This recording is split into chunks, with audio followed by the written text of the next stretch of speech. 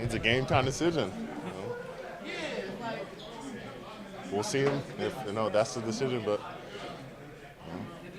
you never know with these kind of cases. How's your shoulder feeling this week? Still there? Feeling all right. It's still here. So that's all that matters. Does anything change for you depending on who the starting quarterback is, or is it just go get him? Let's just go get them.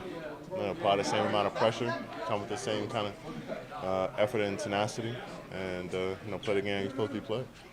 Myles, there hasn't been a D-line sack since you took Kenny Pickett down in the fourth quarter of that Steelers game. Is there that renewed interest in that this week? I think Z yesterday said you guys are getting chewed out about not having a sack the last 2 games. We deserve to be chewed out for not getting them. That's something that we pride ourselves on, applying pressure to the pocket and make it difficult for those guys, and we have in the last 2 weeks. And, there's no excuses for that. We got to find a way, regardless of what the offense throws at us, and we just got to be more valuable to the team. Well, I know that teams do a lot to take you away. Was the Rams' approach to you extreme? Extreme? I don't know if I'd say that. I know it was a heavy dose of what everyone else does. But again, find a way. It's just nowhere to point any blame.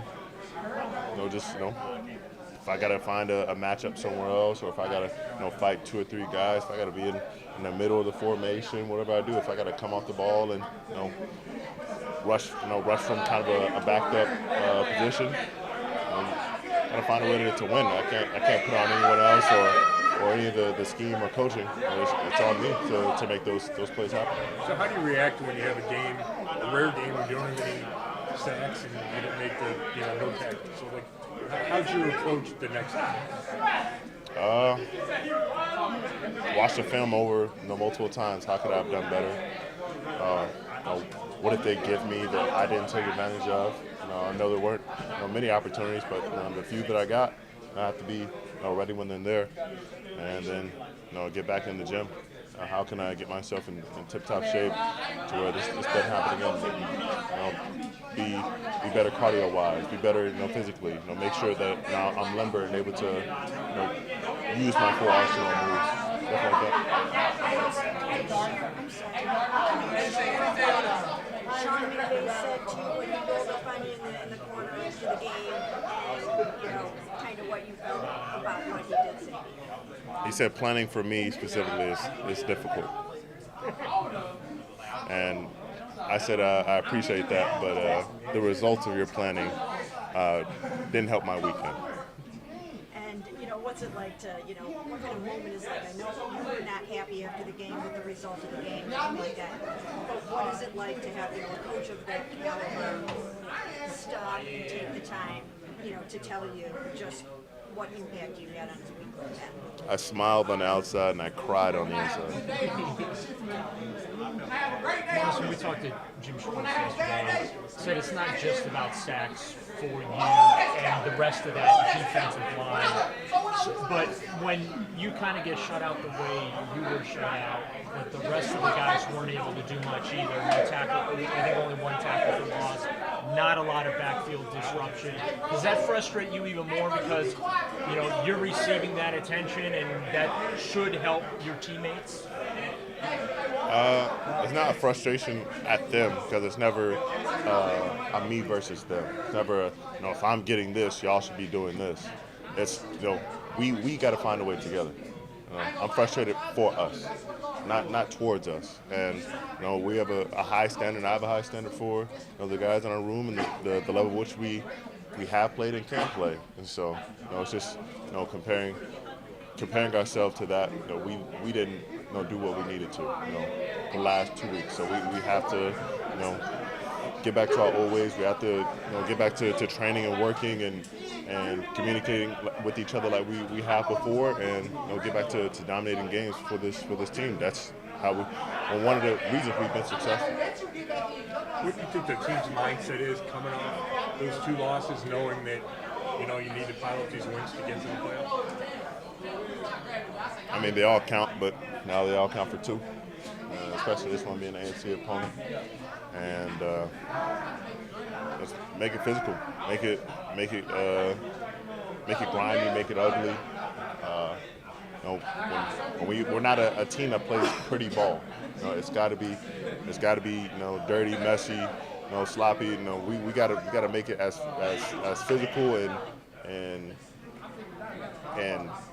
sloppy as we can for the picture for them, so they can't just go out there and just air it out or have a clean way of doing things. When they operate like that, it's difficult for us. But when we make it AFC North football, then it's our brand. It's just what we do, and we're the best at it. Myles, I know you're not 100% healthy. You're fighting through this. These last couple of weeks, the challenges that you've gotten from Denver, from Los Angeles, were those unique from what you've seen earlier in the season, or are you just kind of fighting through some of the middle of the season and the shoulder? A little bit of everything. They showed a little bit more willingness to throw more distractions, throw more people my way at a higher frequency. And the shoulder is what it is, but it's also it's mid-season, but it's mid-season for everyone, so it's no excuse. Got to find a way to recover, get treatment, do all those things to take care of my body, and endure the strain of the season. It's about longevity throughout this consistency for the next 5 so we can make the dance. So this is nothing unlike what everyone else in this locker room is going through. Myles, if you already answered this, I couldn't hear all of it, but in terms of other guys on the team, not necessarily being able to get the sack production, would it help you so much if 1 or 2 other guys, were able to bust through and take some of that heat and pressure off you? Or, I know you're all in it together. I know you're all fighting through this together. But it was sort of expected this year that more guys were going to have maybe even double-digit sacks. What impact is that having on the whole thing and maybe you in particular? I mean, that stuff is to the benefit of the team. It's not for me. That's what helps us win games. I'm not getting sacks to take away double teams from guys, or I'm not getting sacks to tout my numbers. This is for us to win, or at least have a chance to win. So all this is to say that we're in this together, and it's not a matter of us trying to take pressure off one another. We're trying to apply pressure to the quarterback and give our team the best opportunity to come out on the right side of things. Yeah, and I guess that's what I meant. Would it help? I mean, it just seems like it was supposed to be a little bit more even or spread out in terms of a bunch of guys getting sacks. Would it help a lot if in this home stretch more people get from the team? It helped the team win. Yeah, exactly. That's what I mean. You guys talked about camaraderie and the morale and this team being high even with 3 losses. With that West Coast trip not going the way you wanted, 2 straight losses. How is that going to help you and impact you guys if you're back with the Jags? How does that come into play? I mean, the camaraderie is present, but we had to use that time as now that we're back here as a way to focus in. You're around your home, everything that's natural to your routine and things like that. They allow you to kind of get into your groove again. I feel like some guys, and they didn't really enjoy being away. Enjoy being with your brothers, enjoy spending time, doing things and catching up. Those things can give you a boost, getting to know each other. But that's never going to replace you being in your natural habitat and being able to play the game where you feel comfortable. And as we mature and build more time with each other, that kind of stuff we have to do away with. Can't allow road trips to get away from us for one reason or another. But being here, there's no excuses. It's time to lock in. It's time to focus up, and it's time just to win these games. Thanks, Myles.